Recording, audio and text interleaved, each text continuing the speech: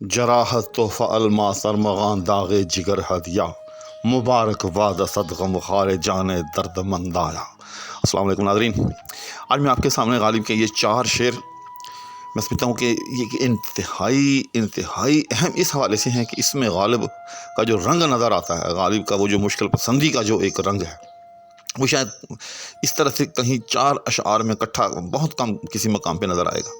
تو آج میں ان 4 اشعار کی تشریح جو ہے لے کر آپ کی خدمت میں حاضر ہو رہا ہوں اور بلا تاخیر حاضر ہو رہا ہوں۔ بس اس سے پہلے ہلکی سی آپ سے التماس کہ اگر آپ میرے چینل پر نئے ہیں تو بڑا مہربانی چینل کو سبسکرائب بھی کر لیں، ساتھ موجود بیل آئیکن کو بھی پریس کر لیں، شکریہ۔ تو آئیں بلا تاخیر اس کو شروع کرتے ہیں۔ پہلا شعر ہے: شمار صبح مرغوب بت مشکل پسند آیا، شمار صبح مرغوب بت مشکل پسند آیا، تماشائے بیک بردن صد دل پسند آیا۔ اچھا، ایک بات میں اس سے پہلے کرنا ضروری سمجھتا ہوں کہ یہ شعر الگ سے میں نے ایک مقام پر جو ہے الگ بھی کیا ہوا ہے، اس کے الگ سے بھی ایک ویڈیو جو ہے میں نے ڈالی ہوئی ہے۔ میری شعوری کوشش یہ ہوتی ہے کہ میرے چینل پر کوئی بھی چیز جو ہے وہ ریپیٹ نہ ہو، تاکہ ناظرین کا وقت جو ہے وہ ضائع نہ ہو۔ لیکن چونکہ وہ ایک شعر الگ تھلگ ہے اور یہ اب میں پورے جو 4 اشعار ہیں یہ اکٹھے ملا کر کرنے لگا ہوں، تو اس لیے اس کو جو ہے مختصر طور پر میں دوبارہ ریپیٹ کرنے لگا ہوں۔ تو شمار صبح کہتے ہیں تسبیح کو، بت مشکل، شمار صبح مرغوب بت مشکل۔ بت مشکل کا مطلب یہ ہے کہ کوئی بھی محبوب، چونکہ ہمیشہ اس کا حصول مشکل ہی ہوتا ہے، تو بت مشکل یعنی کہ ایسا محبوب، ایسا غافل، جو بت کنایا ہوتا ہے غافل سے، نہ سننے سے، چونکہ بت جو ہوتا ہے وہ ظاہر ہے وہ نہ سنتا ہے نہ سمجھتا ہے، تو اس سے جو ہے پھر وہ محبوب کو، معشوق کو بت قرار دیا جاتا ہے۔ مشکل یعنی جس کا حصول مشکل ہو۔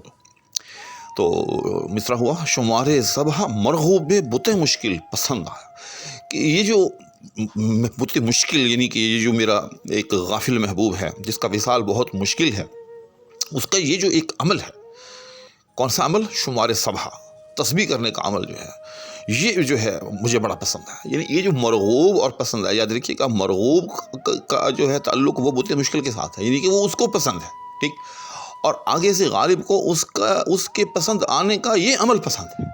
یعنی یہ جو ایک تسبیح کا عمل ہے، شمار صبح کا عمل ہے، یہ کس کو مرغوب یا کس کو پسند ہے؟ بت مشکل کو، اور غالب کو آگے سے کیا پسند ہے؟ اس کا یہ پسند کرنا پسند ہے، ٹھیک۔ اچھا، آگے دوسرے شعر کے اندر اس کی وجہ کیا ہے؟ تماشائے بیک بردن صد دل پسند آیا۔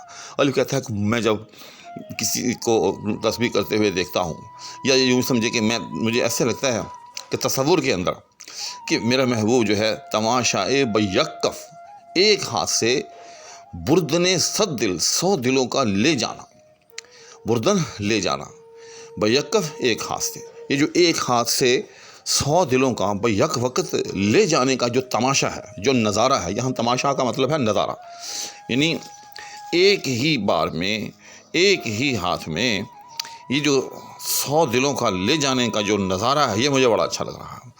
اب آپ اس شعر کو بڑی آسانی سے سمجھ سکتے ہیں کہ جس طرح سے کوئی بھی آدمی جو ہے کوئی تسبیح کرتا ہے تو ایک کر کے وہ 100 دانے کو جو ہے وہ ہاتھ سے گزار دیتا ہے۔ غالب کہتا ہے کہ میرا محبوب بھی ایسا ہی ہے کہ جب وہ اپنی فتنہ ترازیوں کے ساتھ، فتنہ سامانیوں کے ساتھ مجلس میں نمودار ہوتا ہے تو ایک کر کے وہ جو ہے سینکڑوں دل جو ہے اسی طرح سے لے اڑتا ہے، گویا کہ وہ جس طرح سے کوئی زاہد مرتاض جو ہے وہ تسبیح کرتا ہے، میرا محبوب بھی جو ہے وہ ایک ہاتھ سے، یعنی دل جو ہے وہ دل پر دل لیتے چلا آ رہا ہے، گویا کہ وہ جو ہے ایک گناہ وہ بھی ایک طرح سے تسبیح کر رہا ہے، لیکن تسبیح کیسی ہے کہ دانے کی بجائے جو ہے وہاں دل ہیں کہ جن کو وہ جو ہے ایک کر کے لے اڑ رہا ہے۔ تو بہرحال اس میں ایک غالب نے جو ہے جو ان کی ایک خاص بات ہے کہ وہ بہت حساس طبیعت ہیں اور مضمون جو ہے وہ اڑا لیتے ہیں کسی بھی منظر سے۔ تو غالب نے کسی کو تسبیح کرتے ہوئے دیکھا تو اس سے غالب نے یہ مضمون جو ہے اڑایا چرایا، اور بہت خوب مضمون تھا۔ اس کے بعد اگلا شعر ہے: بفیض بے دلی نومید یہ جاوید آساں ہے، کشائش کو ہمارا عقدۂ مشکل پسند آیا۔ پہلے اس کے معنی سمجھ لیں۔ بفیض بے دلی، بے دلی کے فیض سے، نومیدی نا امیدی کو کہتے ہیں، جاوید نومیدی، جاوید یعنی ہمیشہ کی نا امیدی، آسان، کشائش کو ہمارا عقدۂ مشکل پسند آیا۔ کشائش کہتے ہیں کشودن سے کسی بھی چیز کو کھولنا، ٹھیک، جس طرح سے آپ نے دیکھا ہوگا کہ کوئی گرہ لگی ہوئی ہو تو اس کو کھولنا جو ہوتا ہے اس کو کشائش کہتے ہیں۔ عقدہ یاد رکھیے گا کہ گرہ کو کہتے ہیں، اس لیے قرآن کریم کے اندر ہے بیدِ عقدۃ النکاح، شوہر کو کہا گیا ہے کہ شوہر کے ہاتھ کے اندر جو ہے وہ نکاح کی گرہ ہوتی ہے۔ تو کوئی بھی گرہ جو ہوتی ہے وہ ہمیشہ مشکل ہوتی ہے اس کو کھولنا۔ عقیدے کو عقیدہ بھی یاد رکھیے گا، اسی لیے کہتے ہیں کہ عقیدہ جو ہوتا ہے وہ انسان جو ہوتا ہے اس کے ساتھ جڑ جاتا ہے، اس کو اپنے آپ کے ساتھ یا اپنے کو خود اس کے ساتھ باندھ لیتا ہے ایک طرح سے، لہذا اس کو وہ ترک نہیں کرتا۔ تو بہرحال کشائش کو ہمارا عقدہ مشکل پسند ہے۔ غالب کہتا ہے کہ ہم جو مسئلہ، یہاں عقدہ مشکل سے مراد ہے کوئی بھی مشکل مسئلہ۔ تو غالب کہتا ہے کہ ہم جو مشکل مسئلہ جو تھا ہمارا، ہم نے اس کو کھولنے کی سبیل کی، کھولنے کا ارادہ کیا۔ اب ہوا یہ کہ جس نے اس کو کھولنا تھا، یعنی وہ جو ایک کشائش تھی، جہاں کشائش کو غالب نے جو ہے وہ مشخص کر لیا ہے ایک طرح سے کہ وہ جو کشائش تھی جس نے اس عقدہ مشکل کو کھولنا تھا، اسی کو وہ پسند آ گیا ہے۔ اللہ اکبر! کیا مطلب؟ یعنی کہ جس طرح سے کوئی مریض جو ہے کسی حکیم کے پاس اپنے مرض کا علاج کرنے کے لیے جائے اور حکیم صاحب جو ہیں وہ آگے سے کوئی تجربہ کر رہے ہوں اور وہ کہیں کہ اب خدا خدا کر کے کہ ایسا مریض ہاتھ آیا کہ جس پر میں نے اب تجربہ کرنا ہے، لہٰذا اس کا مرض تو میں نے کبھی اچھا کرنا ہی نہیں ہے، کیونکہ اس کا مرض تو میری ضرورت ہے، اس پر میں نے جو اپنی تحقیق کرنی ہے، ریسرچ کرنی ہے، لہٰذا اب ظاہر ہے اس مریض کا کبھی بھی علاج نہیں ہو سکتا۔ تو بعین ہی کشائش کہ جس نے اس عقدہ مشکل کو کھولنا تھا، اس کو تو وہ عقدہ مشکل، اس کو تو یعنی وہ جو پرابلم ہے، وہ جو ایک مشکل ہے وہ پسند آ گئی ہے، لہٰذا وہ اس کو اب کبھی بھی دور نہیں کرے گا۔ لہٰذا جب وہ مسئلہ دور نہیں ہوگا، اب یہ طے ہو گیا کہ جس نے اس مسئلے کو دور کرنا تھا وہ تو اس کو دور کرے گا ہی نہیں، تو اب کیا ہوا؟ اب یہ ہوا کہ وہ مشکل، وہ مصیبت ہمیشہ کے لیے جو ہے وہ رہ گئی۔ اسی کو غالب نے پھر کہا کہ بفیض بے دلی نومیدی جاوید آساں ہے، کہ جو اچھا ہوا ہمارے اندر سے یہ جو ایک حل کی حسرت تھی، یہ جو مسائل کو حل کروانے کی ایک تمنا تھی، یہ تو ختم ہوئی۔ یعنی اب ہمیں یہ اطمینان ہو گیا کہ ہمارا مسئلہ جو ہے وہ ناقابل حل ہے۔ تو لہٰذا دیکھیں، جب بھی کسی مسئلے کو حل کرنے کی امید ہو تو پھر جو ہے انسان بے چین ہوتا ہے کہ یار یہ مسئلہ کیوں حل نہیں ہو رہا۔ اگر کسی مسئلے کے بارے میں یہ طے ہو جائے کہ یہ مسئلہ تو کبھی حل ہوگا ہی نہیں، تو پھر انسان جو ہوتا ہے نہ اس کے لیے، نہ اس کے حل کے لیے کوشاں ہوتا ہے، اور نہ ہی پھر اس حوالے سے بے تاب و بے چین ہوتا ہے۔ اسی کو غالب نے جو ہے وہ بے دلی سے جو ہے وہ تعبیر کیا ہے کہ اب ہمارا چونکہ دل ٹوٹ گیا، اب ہمارے اندر یہ تمنا ہی نہ رہی، اب اس تمنا کے نہ ہونے کا جو فیض ہے وہ فیض بے دلی، یعنی جب ہمارے اندر سے اب یہ حرص و ہوس ہی نکل گئی کہ ہمارا مسئلہ کبھی حل ہو سکے گا، تو اس کا ایک فائدہ یہ ہوا، یہاں فیض سے مراد کیا ہے؟ فائدہ۔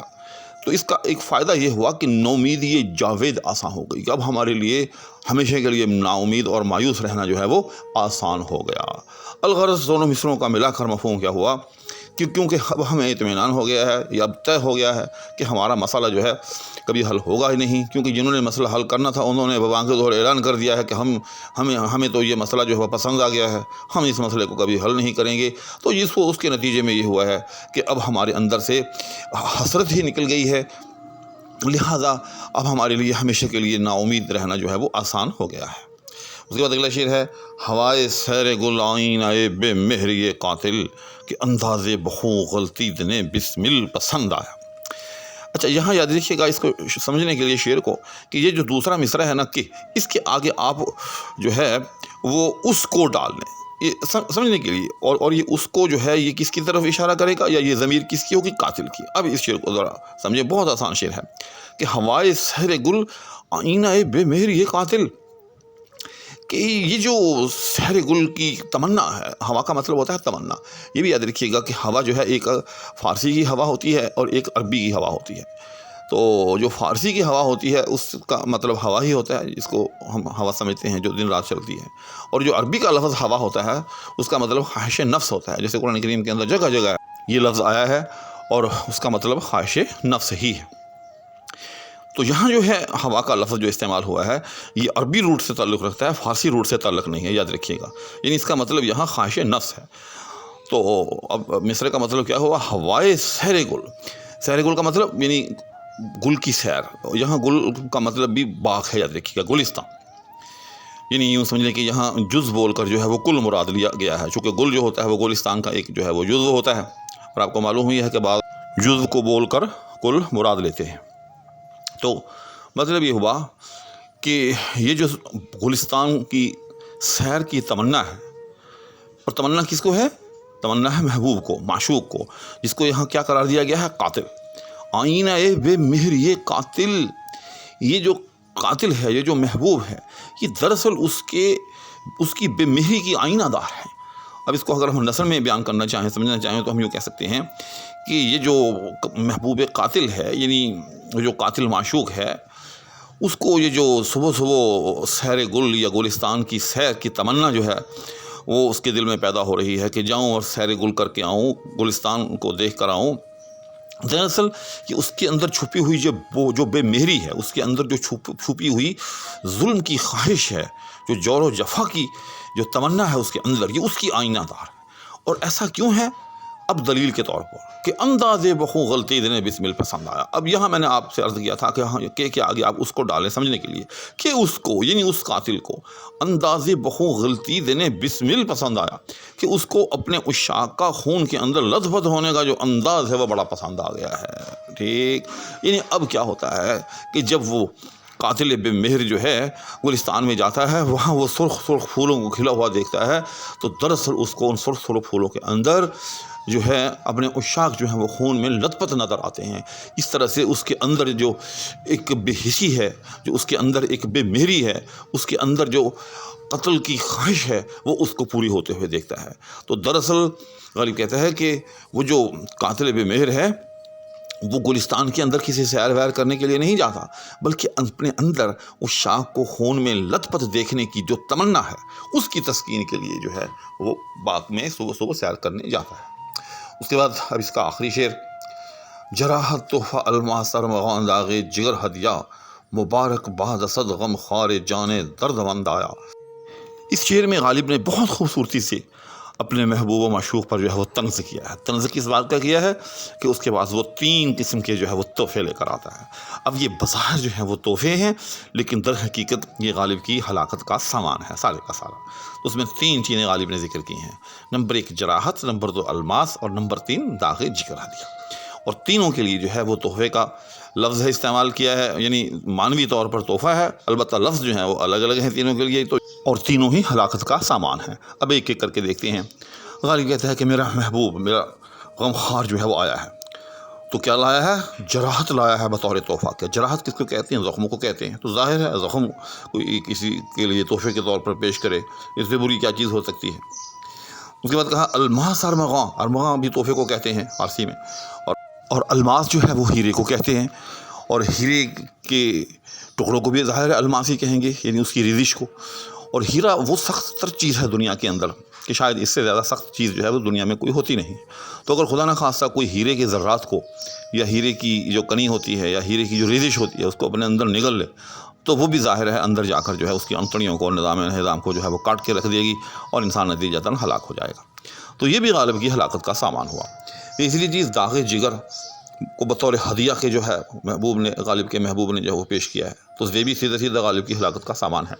القصہ غالب کا محبوب جو ہے وہ 3 چیزیں، یعنی جراحت، الماس اور داغ جگر، یہ 3 چیزیں جب بطور تحفہ کے لے آیا تو اس میں غالب کی ہلاکت کی کیا کمی یا کسر رہ جاتی تھی۔ تو اس لیے پھر غالب نے کہا طنز کے طور پر اپنے آپ کو مخاطب کرتے ہوئے کہ مبارک باد اسد، اسد تجھے مبارک ہو، غمخوار جان درد مند آیا، کہ تیری جان درد مند کا جو ہے وہ بڑا غمخوار تشریف لایا ہے۔